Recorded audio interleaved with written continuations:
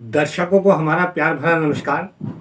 आप देख रहे हैं समाचार नेटवर्क और आज हम बात करेंगे उस संस्था के अधिकारियों से जिन्होंने कुछ पार्षदों के खिलाफ और कुछ अधिकारियों से ब्यौरा मांगा है आरटीआई के तहत। ये जो संस्थान है RTI association of India, Delhi में इसका हेड ऑफिस है और यहाँ के जो ज़िला अध्यक्ष हैं जयपुर के, उन्होंने आरटीआई के तहत नगर निगम के आयुक्त द्वारा कुछ पार्षदों के खिलाफ आरटीआई लगाई है और तमाम उनके 5 साल के कार्यों का ब्यौरा उपलब्ध कराने के लिए आरटीआई में उन्होंने लिखा है। तो हम जानते हैं आज ये यहाँ के जयपुर के ज़िला अध्यक्ष हैं इस आरटीआई एसोसिएशन के और इसके प्रदेश प्रभारी हैं कमला जायसवाल। हम उनसे ही बात करेंगे और यदि मौका मिला तो उन अधिकारियों से और उन पार्षदों से भी जानेंगे कि आखिर आप लोगों के कार्यकाल के लिए आरटीआई क्यों लगाई गई। क्या इसमें कोई भ्रष्टाचार है? क्या अधिकारियों ने इनके काम की जांच नहीं की? क्या इन्होंने अपने क्षेत्र में काम पूरा किया या नहीं किया? तो हम आज एहसान खान हमारे साथ मौजूद हैं जो आरटीआई एसोसिएशन ऑफ इंडिया के राजस्थान में जयपुर ज़िला अध्यक्ष हैं। तो एहसान जी बताइएगा आप कि आपने जो ये आरटीआई लगाई है पार्षदों के लिए, तो ये ब्यौरा किससे मांगा गया? चैनल और जयपुर की समस्त जनता को मेरा प्रणाम। और ये जो हमने आरटीआई एसोसिएशन ऑफ इंडिया की ओर से जो पार्षदों के जानकारी मांगी है आरटीआई के तहत, वो 8 पार्षद हैं जिनसे हमने सूचना मांगी है। 5 साल का पूरा उनके कार्यकारिणी का ब्यौरा मांगा है कि किस प्रकार उन्होंने अपने क्षेत्रों का विकास किया। तो सर आप ये बताइएगा, विकास किया कई, उनमें कुछ नाम बता सकते हैं क्या पार्षदों के? किन किन पार्षदों के लिए आपने आरटीआई लगाई है? बिल्कुल। सबसे पहले हैं जयपुर हेरिटेज के उप महापौर असलम फारूकी जी। उसके बाद हैं वार्ड 28 की सना वसीम खान। वार्ड 4 के हैं बरखा अविनाश सैनी। वार्ड 82 की है सावित्री जी। वार्ड 65 के हैं मोहम्मद जकरिया शेरम। और वार्ड 13 के हैं सुरेश सैनी। और भी पार्षद हैं। जैसे कुछ पार्षदों का जो आपने ब्यौरा दिया है, जिन पार्षदों का आपने ब्यौरा दिया है, और ख़ास तौर से हेरिटेज के डिप्टी महापौर असलम फारूकी का, तो उनका क्षेत्र में तो आज भी पब्लिक तराई कर रही है, इसमें कोई दो राय नहीं है और आपने बहुत अच्छा किया। लेकिन कई पार्षद ऐसे हैं जैसे जकरिया शेरम हैं, उन्होंने घोड़ा निकास रोड को बिल्कुल चमन कर दिया।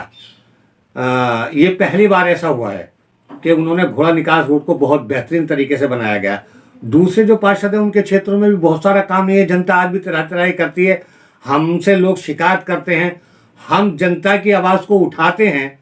तो आपने जो इनसे ब्यौरा मांगा है, तो वो ब्यौरे में ख़ास तौर से क्या कोई आपको भ्रष्टाचार पनपता नज़र आ रहा है या भ्रष्टाचार हुआ है? क्या है आप हमारे दर्शकों को बताइएगा। सबसे पहले तो पत्रकार महोदय, मैं आपको ये जानकारी देना चाहूँगा कि हमने जिन पार्षदों से ये 5 साल का ब्यौरा मांगा है, वहाँ की जनता द्वारा हमसे संपर्क किया गया और उनकी परेशानियों से अवगत कराया हमें कि हमें इस तरीके की परेशानी, हमने अभी उन्हीं से इस प्रकार जांच मांगा है, ब्यौरा मांगा है। और जो है आपने अभी जो बात की कि भाई जकरिया जी की, तो मैं आपको ये कहना चाहूँगा, ये एक जकरिया जी की बात नहीं है। विकास जो हुआ है सिर्फ और सिर्फ एक कागजी कार्रवाई में पूरा हुआ है। आप जो है आप एक बार वहाँ पे जाके एक बार वार्ड में वो करें, बुला के उनको ऊपर बैठा लो 1 मिनट। बंद कर दो, बंद कर दो। नहीं इसे नहीं उसे। हाँ जी, उनके वार्ड में जाके आप उनके वार्ड में जाके एक बार जिन जिन पार्षदों के खिलाफ आरटीआई दायर हुई है, आप उनके वार्ड का जाके निरीक्षण कीजिए। आप एक बार कीजिए, वहाँ की जनता से बात कीजिए। उनकी वहाँ की जनता से जब आप बात करेंगे तो आपको असली विकास का पता चलेगा। नहीं, जनता तो हमारे पास शिकायतें करती है और हमने बहुत सारी जो वीडियो बनाए हैं, जनता के आवाज़ को उठाया है और जनता ने भी मुखर होकर आवाज़ उठाई है कि कहीं सड़कें नहीं टूटी पड़ी हुई आज तक भी, कहीं गटर लाइन की प्रॉब्लम है, कहीं पानी बह रहा है, पानी के निकासी का तो कोई इंतज़ाम ही नहीं है। तो सर जिसे ये जो आपने आरटीआई लगाई है पार्षदों के लिए लगाई है, तो ये तो जो एमएलए हैं या एमपी हैं, ये तो उनके लिए भी आरटीआई लगनी चाहिए कि उन्होंने अपने क्षेत्र में आज तक क्या विकास किया, क्या जनता से वादे किए थे और उन्होंने क्या विकास किया। जनता को जवाब दे ही ये जिम्मेदारी है जनप्रतिनिधियों की। तो आप उनके खिलाफ भी लगाएंगे क्या? बिल्कुल साहब, अगर ज़रूरत पड़ेगी सबसे पहले जो एक भ्रष्टाचार की असली जड़ जो होती है वो वार्ड से चालू होती है। क्योंकि अगर एमएलए को भी वोट मांगना होता है तो वो पहले सबसे पहले जिस वार्ड में जाएगा उसके वार्ड पार्षद से संपर्क करता है। और ये जो वार्ड पार्षद होते हैं, यही मैं किसी को नाम लेके वो नहीं कर रहा, लेकिन मैं हर पार्षद की बात कर रहा हूँ कि ये लोग जो है असली भ्रष्टाचार की जड़ है। कागजों के अंदर ही विकास हुआ है। आप इस बात को माने और इस चीज़ का हम साबित करेंगे। तो सर अगर इनका भ्रष्टाचार आरटीआई के तहत पकड़ में आता है तो उस पे क्या कुछ आगे भी कार्रवाई करेंगे? बिल्कुल, इसके लिए हम चाहे अगर हमारी संस्था को उच्च न्यायालय तक जाना पड़ा तो हम जाएंगे। लेकिन अब जनता जाग चुकी है और पूरी जनता का हमें समर्थन है हमारी संस्था को, और वो ये कह रहे हैं कि हम आपके साथ हैं, आप संघर्ष करो। आरटीआई एसोसिएशन, जनता हमारे साथ है और हमें इनका समर्थन है। और जब जनता जागती है तो बड़े बड़े तख्ते पलट हो जाते हैं। जैसे वार्ड 62 के अंदर भी बहुत सारे विकास कार्य बाकी हैं, वो आज तक सड़कें रुकी हुई हैं, गड्ढे सड़कों में मौजूद हैं। दूसरा चीज़ ये आपने जिक्र किया सावित्री देवी पार्षद का, शायद वार्ड 62 की ये पार्षद हैं, 82 की वार्ड 82 की पार्षद हैं सावित्री देवी। इनके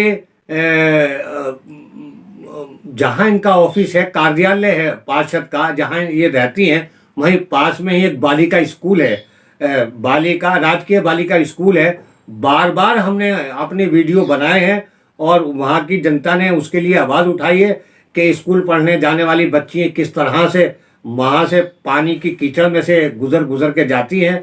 इसी तरह से और भी क्षेत्र में हमने बहुत सारे वीडियो बनाए हैं। हेरिटेज नगर निगम के और ग्रेटर निगम के, दोनों के बहुत सारे वीडियो हमने ऐसे दिखाए हैं, ऐसे बनाए हैं। जनता की आवाज़ हमने उठाई है, सरकार तक पहुंचाई है, लेकिन अधिकारी हैं कि उनके कानों पे जूं तक नहीं रेंगती।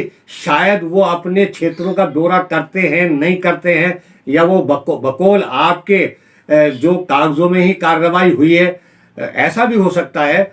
लेकिन अब आप ये बताइएगा कि सरकार क्यों, आज भजनलाल की सरकार है सेंट्रल में, जहां आपकी ये संस्था है सेंट्रल में मोदी सरकार है, मोदी जी की सरकार है, तो क्या मोदी जी के बारे में या भजनलाल जी के बारे में भी कुछ कहेंगे आप? बिल्कुल साहब, जो हमारे प्रधानमंत्री हैं आदरणीय जी नरेंद्र मोदी जी, उनका शुरू से एक ही नारा है कि सबका साथ सबका विकास। लेकिन अब हमारे पार्षदों का ये कहना है कि पार्षदों का विकास और जनता का सत्यानाश। जैसा कि अभी आपने कहा कि वार्ड 62 की सावित्री जी के वार्ड की आपने कही कि 82 की कि साहब वहाँ एक बच्चियों का एक स्कूल है, बालिका स्कूल है, और वहाँ बारिश के समय में वहाँ से कीचड़ से जाना पड़ता है। तो पत्रकार महोदय, मैं आपको जानकारी देना चाहूँगा कि ये तो सिर्फ कीचड़ जाना पड़ता है, कई जगह तो अभी भी ऐसी हैं जहाँ पे थोड़ी बारिश आ जाए तो तैर के जाना पड़ता है। नहीं, स्कूल का नाम मैंने खास तौर से वार्ड 82 का इसलिए लिया है क्योंकि वो सरकारी स्कूल है। क्या है साहब? क्योंकि वो सरकारी स्कूल है, सरकारी बालिका विद्यालय है, तो सरकारी बालिका विद्यालय होने के बावजूद शिक्षा से जुड़े अधिकारियों को भी तो संज्ञान में लेना चाहिए। भाई शिक्षा से जो जुड़े हुए अधिकारी हैं उनको भी देखना चाहिए कि हमारे एक सरकारी स्कूल के रास्ते में जो इतनी कीचड़ है, इतनी गंदगी है, टूटा फूटा है, बरसात में पानी बह रहा है, बालिकाएं पानी में जा रही हैं, तो आखिर वजह क्या है? तो सरकार की, सरकारी अधिकारी और पार्षदों की क्या मिली भगत है इसमें? साहब एक बात बताएं आप, अगर आज कोई मुजरिम अगर जुर्म पे जुर्म कर रहा है तो उसकी शय कौन दे रहा है? उसकी शय होती है कि उसको शायद पुलिस या किसी नेता का संरक्षण है। उसी तरीके से ये पार्षद काम करना नहीं चाहते तो इनको जाहिर सी बात है कि इनको निगम के अधिकारियों का संरक्षण है। अब आप ये देखिएगा, इनको अधिकारियों का संरक्षण है। दूसरी बात यह है कि अधिकारी काम करना नहीं चाहते और इनको पार्षदों को काम करने की जरूरत ही नहीं है। क्यों? क्योंकि इन्होंने पार्षद बनने के बाद में ये अपने क्षेत्र को ये समझते हैं कि साहब हम जो है इस क्षेत्र के बादशाह हो गए, अब हम इस क्षेत्र के मालिक हैं। कई जगह देखने में ऐसा आया है जहाँ पे मैंने अभी आपने कहा कि वार्ड 82 की सावित्री जी की, तो इन्होंने मेरे पास में कुछ वहाँ के जो वार्ड के निवासी हैं उनको उन्होंने ये तक कहा है कि साहब जिसको आपने वोट दिया है उसके पास जाएं आप विकास कराने के लिए। और ऐसे और भी पार्षद हैं। नहीं, जनप्रतिनिधि तो सबका होता है, चाहे किसी ने वोट दिया हो या जी, इनके शब्द हैं, ये जनता कह रही है, हम नहीं कह रहे, हम उनकी बाकायदा। और आप वहां जाके देखें, इन्होंने एक तरीके का जो है वातावरण इस तरीके का कर दिया है कि बस अब अच्छा। दूसरा, इन्होंने ये सोच लिया कि अब हमें टिकट मिलेगा नहीं मिलेगा, हम जो करना चाहते थे वो हम कर चुके।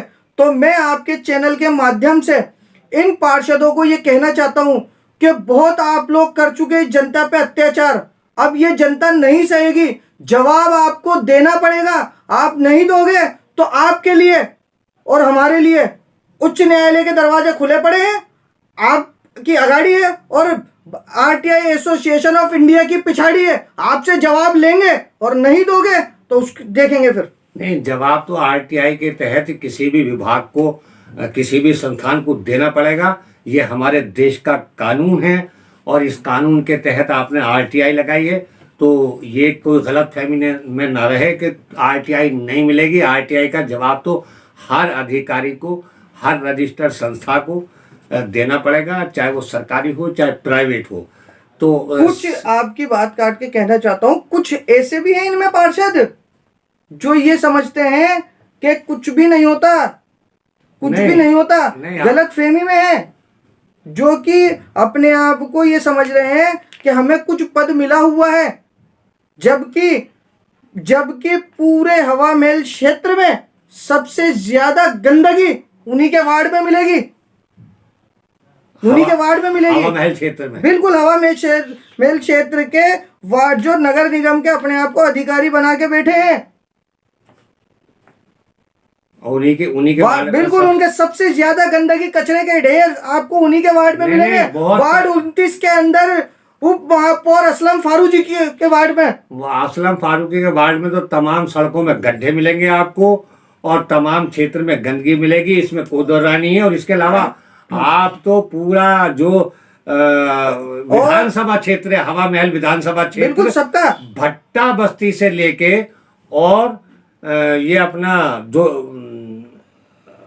कौन सी कॉलोनी, वार्ड 13, 12, 13 तक, 13, 14, 15 है, जयसिंहपुरा खोर में भी भट्टा बस्ती से लेकर जयसिंहपुरा खोर तक तमाम सड़कें टूटी पड़ी हैं, गंदगी चारों तरफ फैली हुई है, कचरा उठता नहीं है, जनता त्राही त्राही कर रही है, इसमें कोई दो राय नहीं है।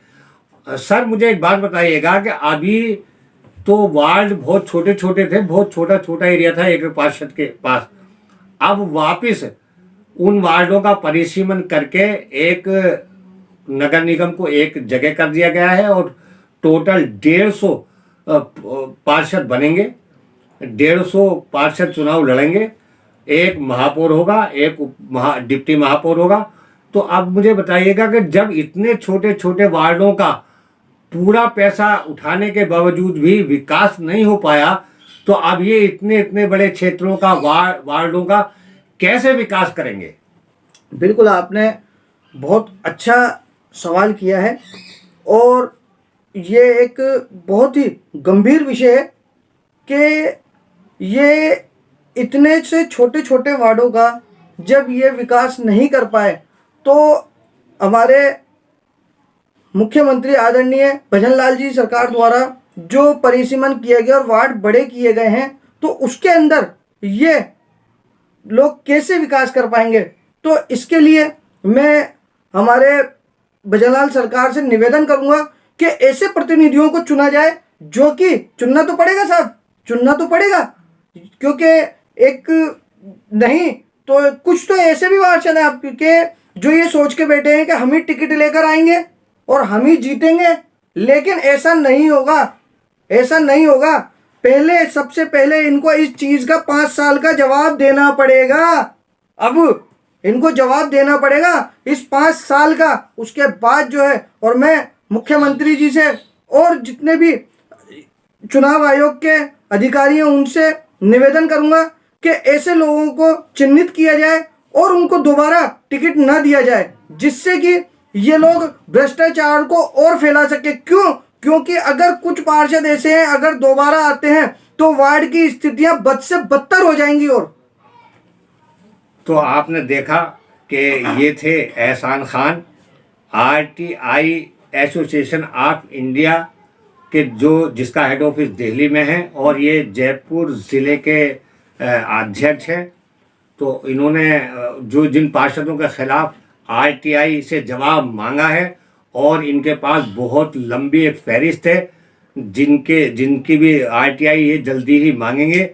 तो दर्शकों से हमारा निवेदन है कि आप भी आने वाले चुनाव में ऐसे ही प्रतिनिधियों को चुनें जो आपके काम कर सके और आपके काम आ सके।